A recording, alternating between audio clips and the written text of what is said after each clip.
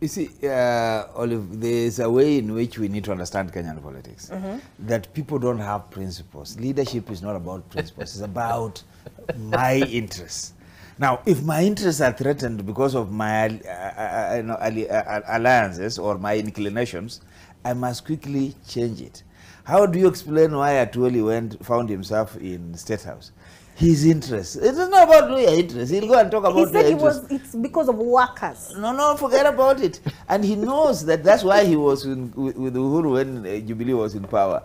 And he thought Raila was going to be was there. But now that it's Ruto, he'll go there.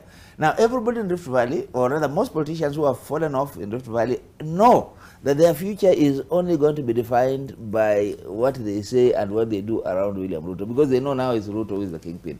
So in this country, you have to align yourself because of your personal interests. Forget about our people. Now, of course, if you say our people, it's because you are also following where they are. For example, in Rift Valley, they now know that Ruto is their leader, so you better be with them, otherwise you will be thrown out. So when you go in there, you might have a chance to fight. So that is our way of politics.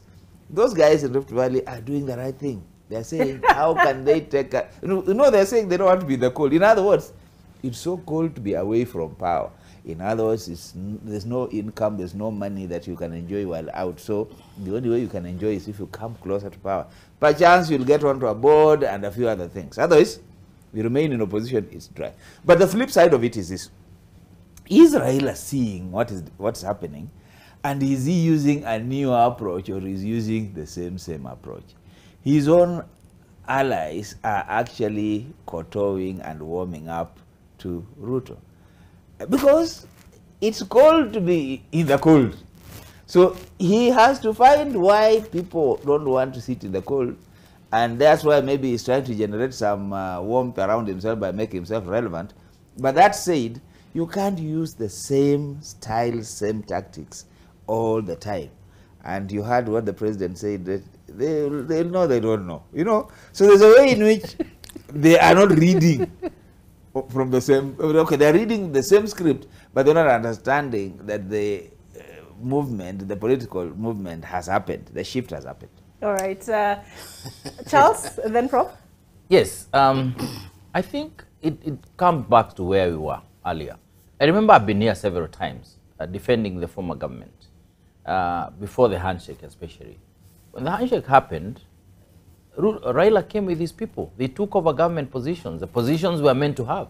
So I think to me that's a point right there. The fact that there is no coalition government, there is no possibility of a handshake, at least at minimum with the executive. There is not going to be a handshake with the executive. The president is busy getting the legislators because he knows that he needs them, and they're in parliament already, they are working. He can be able to utilize them when they are there. But in terms of the Raila Odinga coming into government, coming with people to take over a government position, is not happening.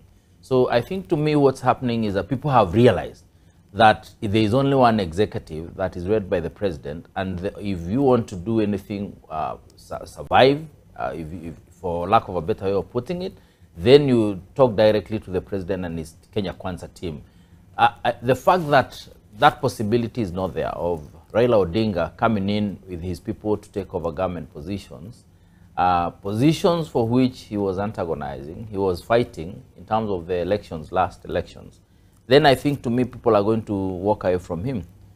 Like my brother said, this is a personal interest at the end of the day. So it doesn't matter how much they care for him, they love him. But for now, for the next 5 years, if you want to move upwards, then you work with the president and his team. And that's exactly what's happening. And now that there has been ruled out any possibility whatsoever of anything else giving Raila's friends access to power, he'll experience a lot of outflow of his supporters going the other direction. That you can take to the bank. Okay, now, and Prof? Yes, and Dr. Oloo, he has described the situation very well, except he has given those people the wrong label.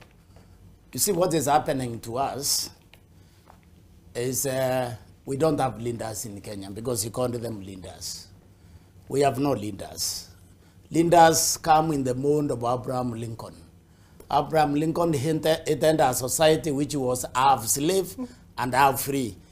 he was ready to lose elections. He lost 9 times, actually, before he won that election. That is somebody sticking on the principle for 36 years until he was elected. And in fact, when he was elected, the first executive act was emancipation proclamation.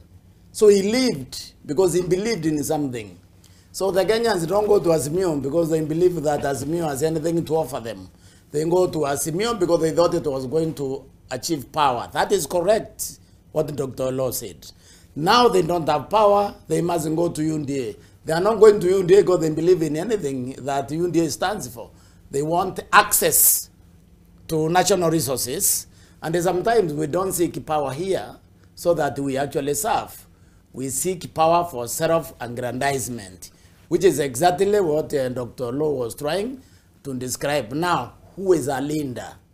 Okay, where the politicians differ from leaders, because I said we have plenty of politicians, but we don't have leaders.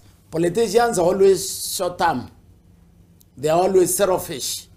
And this is why they have promises, not long-term programs.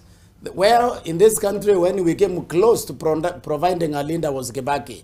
Kibaki proposed a vision in 2030, which in a sense, if it was implemented, it was going to outlive him. That is a leader. A leader is about long-term programs for society and sometimes even nothing for himself. So a leader, where a leader thinks about the next generation, a politician thinks about the next election.